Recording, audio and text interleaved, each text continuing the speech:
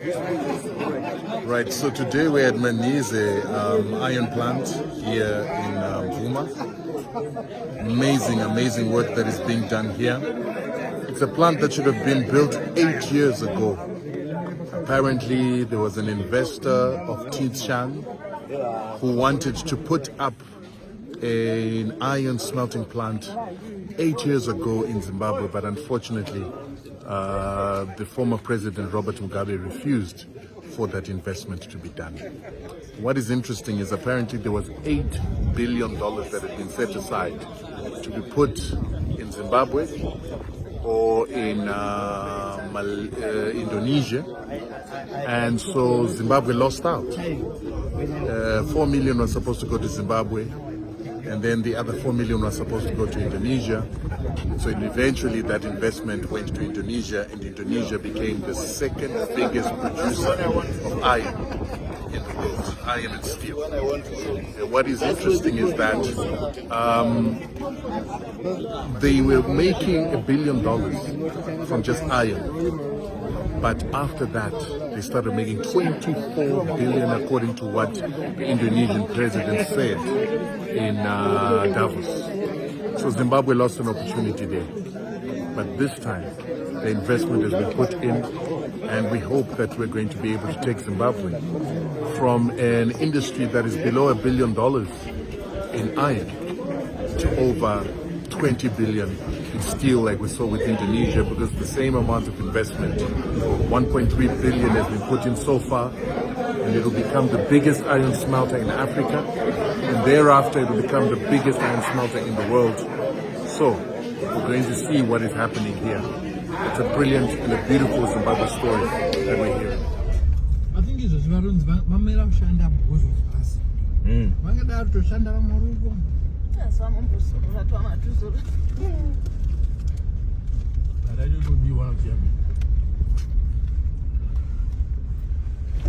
My whole face hands off with a lime.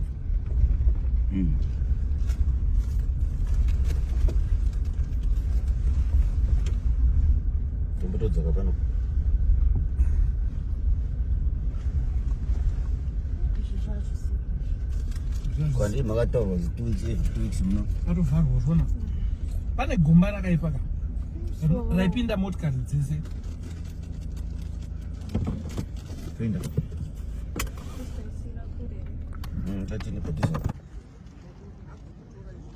So here they'll be making carbon steel, and carbon steel is this, what we're seeing in front of us, that is being used to build the plant.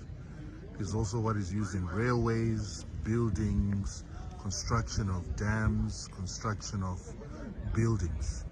So this is why it's very important that Zimbabwe starts to become a producer of carbon steel, which requires limestone, coking coal, and also iron ore itself, together with chrome. After melting these steel structures, they're gonna melt and bend the steel structures inside. They will weld it. Yes. Behind us there, the blue house there, will be welding workshops for welding equipment, where the weld is done. So this is the heart of the plant, where the material will be bended and heated. My foundation, how is the size of the foundation? the size foundation is 6-7 meters deep. They already filled with concrete level. Foundations are 6 to 7 meters deep. Those white ones? Yes. Those are the foundations. Each one is 6 to 7 meters deep under the ground. Yes. Make it very strong, then mount these steel structures. The steel structure you see behind us, up to 1 or 2 at a time, you can make here, on site here. Yeah, now we are importing from China, but in the future All there's no this need. This is coming from China this year. Next year, all this will be made here. All this steel here will be made here. That's what? That's carbon steel. Yes, and carbon steel. That's carbon steel for construction. It comes from straight up China. So we are saying how long will it take to function? We are expecting July, August for trial production next year. Next year. Yes, 1 year from now. The president is going, I'm a spokesman of the party. The president is going to proclaim the elections for 2023 here. With the black here, the president is where they are, he's going to say elections 2023. Another Misa Z. That's good. Yes.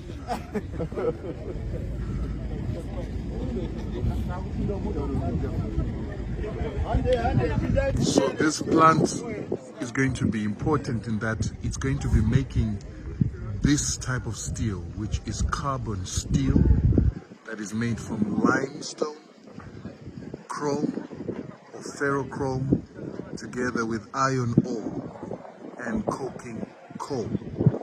So this is where the plant is going to be built. They want to start operating in July next year, producing their first steel from this plant.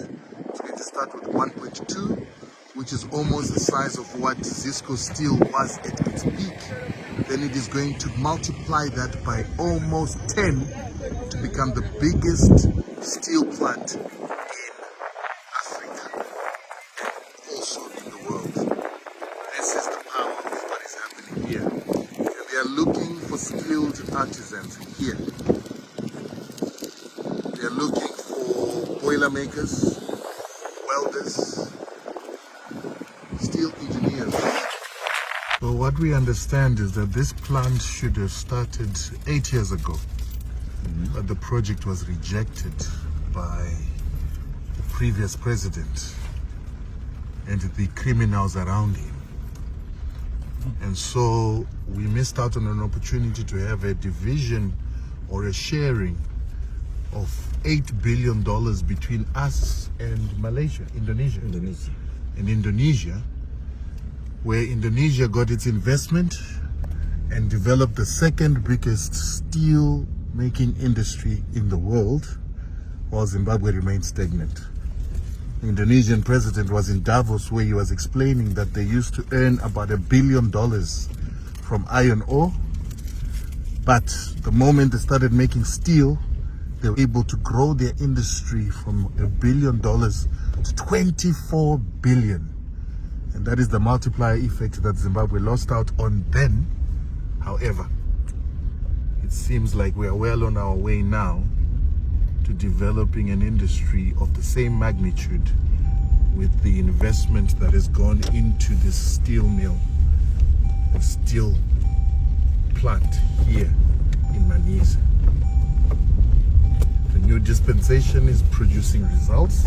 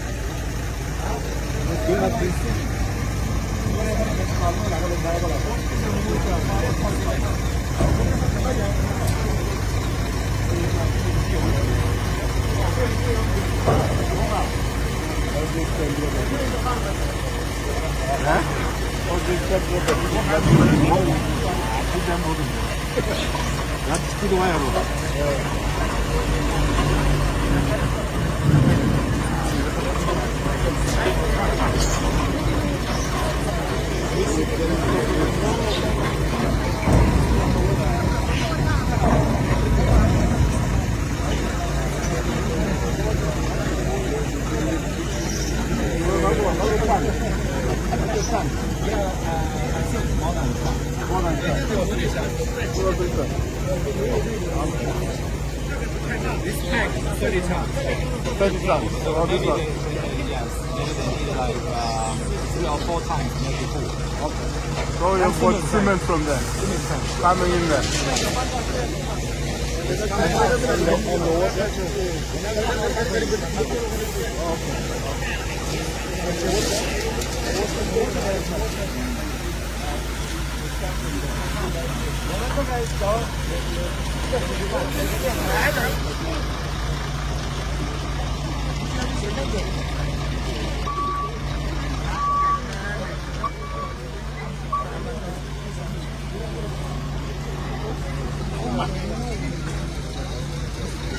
Let me see this little bit of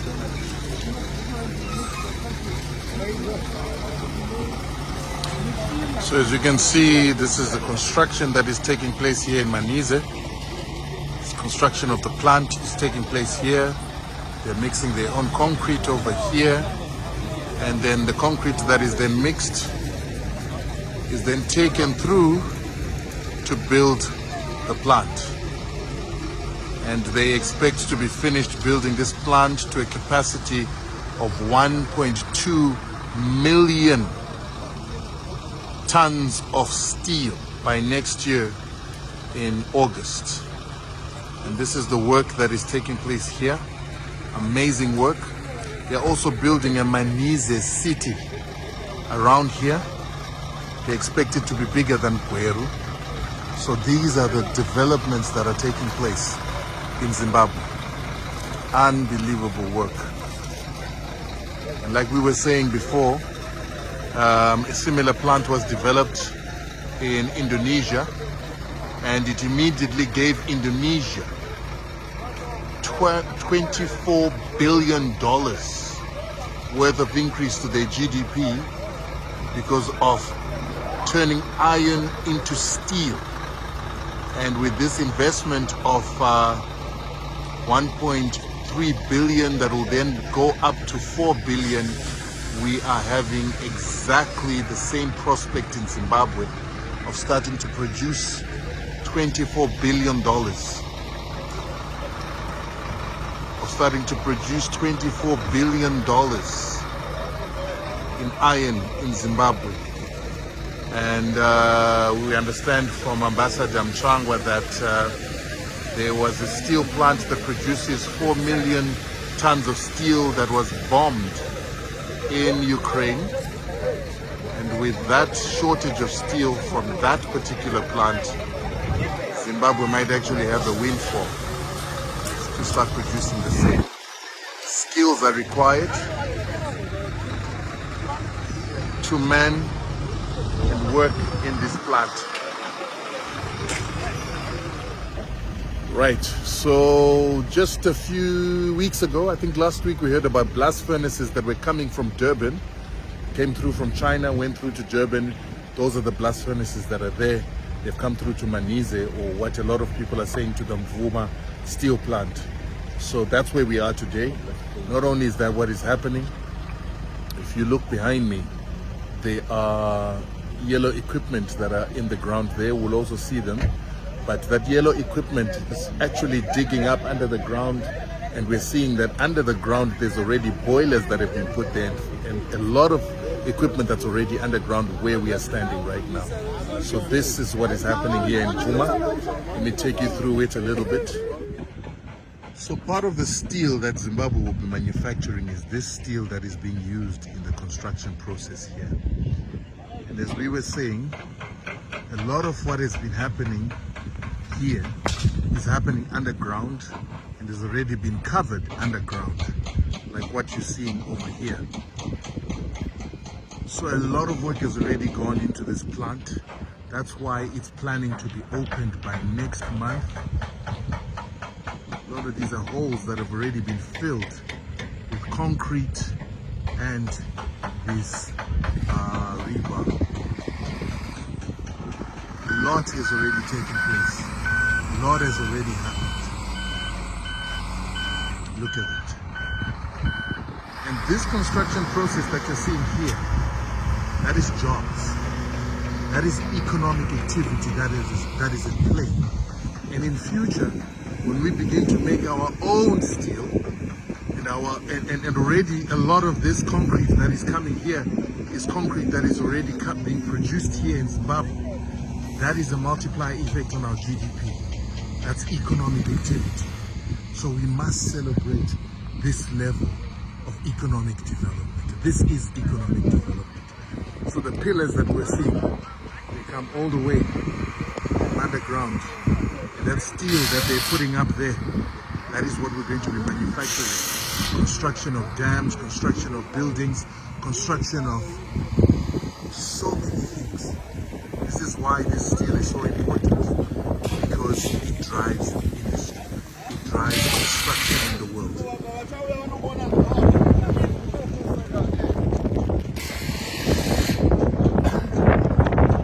So this is economic activity. The world will always need steel for construction. Construction of dams, construction of roads, construction of bridges.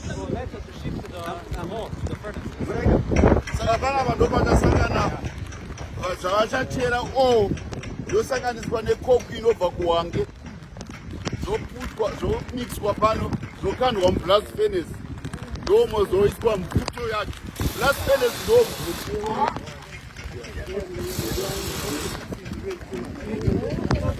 My brother.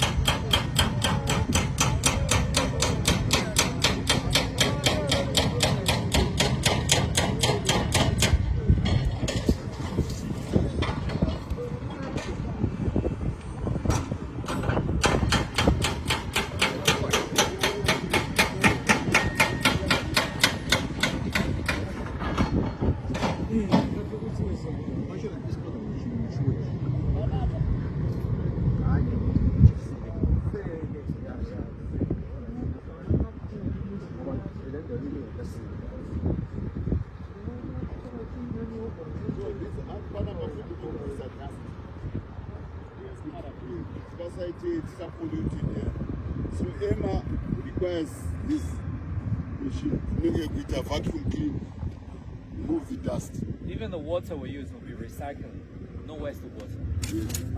Protect The water will be coming up Muruona Pagomo area. Pampata, that's Munyati River. So Zinwa put a marker for a dam there. Yes. So that's where the dam will be built. So there will be a big dam going all the way to Kivu. A new dam. Maybe the road from South Africa will have to be relocated. Yes. So all these are new infrastructure things which are going to come out of this. 1.2 million tons is about 6 million tons of coking ore, coking coal, iron ore, limestone, and ferrochrome mixed together.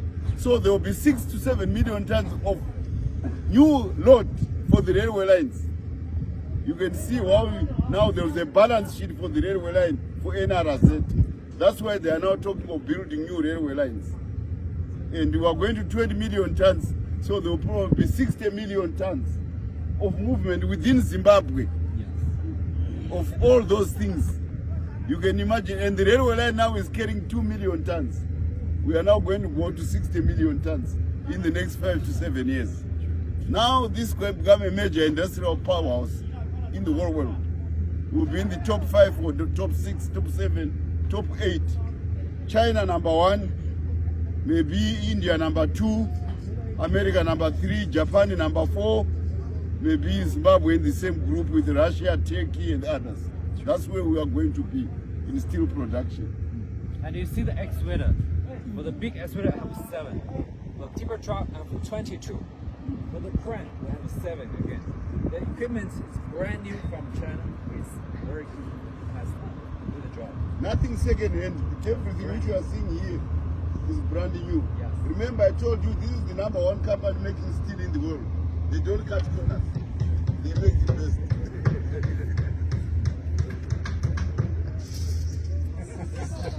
So as we heard, this is a really huge project. Tinshan has already got 3 other plants here in Zimbabwe. They've got a coking coal plant in Wange. They've got a nickel plant, and I understand that they'll be going into other resources like nickel, like lithium and others, because they're preparing for the new economy, green economy that is coming up. And so them investing in Zimbabwe is a very good thing in creating jobs. We heard that there's going to be a boost of railway building and the recapitalization of our railway, because there's a lot of this ore, a lot of coal, a lot of limestone that is going to be brought here to this plant, and that is going to revitalize our railway system. We're also going to build a city here in Manhize, and apparently that city is going to be bigger than Gweru, which is a very good thing. So a lot of construction is going to go in here, a lot of relocation, a lot of houses, a lot of job creation that is taking place because of this plant. And as I said earlier on, that when Indonesia got the same amount of investment for their plant by the same company, they were able to boost their GDP by 23 billion, because they used to generate $1 billion from iron exports. But when they started value addition with steel manufacturing through Tinshan, they were able to grow their revenue from $1 billion to $24 billion with the same amount of investment by the same company. So we're expecting that to happen in Zimbabwe, and we can grow our economy, probably quadruple it within the next 10 years. That is an amazing story with the biggest iron and steel plant in the world within the next 5 years. So the day has been amazing here in Manhize. And just before we finish the day, I just wanted to show you what iron ore looks like. This is the rock that is filling the mountains here in Manhize. They say that there's 20 billion tons that have been proven in these mountains, and a potential of 200 billion tons of this rock, of iron ore, that is sitting in the mountains that are just around this plant that will be the biggest in Africa and probably one of the biggest in the world when it starts producing 20 million tons of carbon steel. We can also have stainless steel that is also going to be made at some point, but this is the rock that we've been blessed with in this country. We've got some of the biggest reserves in the world, and those reserves in the world, together with the coking coal that we have in Zimbabwe, some of the highest quality coal in the country, is what it is that is giving us the endowment. There's also limestone. And what is interesting about the limestone story is that the war veterans of Zimbabwe have reached an agreement that they want to be able to utilize or supply the limestone that will be supplied to this plant, and then they would also like to use the off product, which is usually used to create cement, to sell cement to the rest of the country, so that they can leave an endowment for their children as the war veterans of this country. This country is so blessed. Our parents fought so that we could have access and control to such minerals and resources. Part of why we are under sanctions is because the Western world doesn't want black people, native peoples, to control what it is that is theirs. Good Zimbabwe story from here at the plant in Tinsang, at the Tinsang plant here in Manhize. Beautiful story, telling the good Zimbabwe story.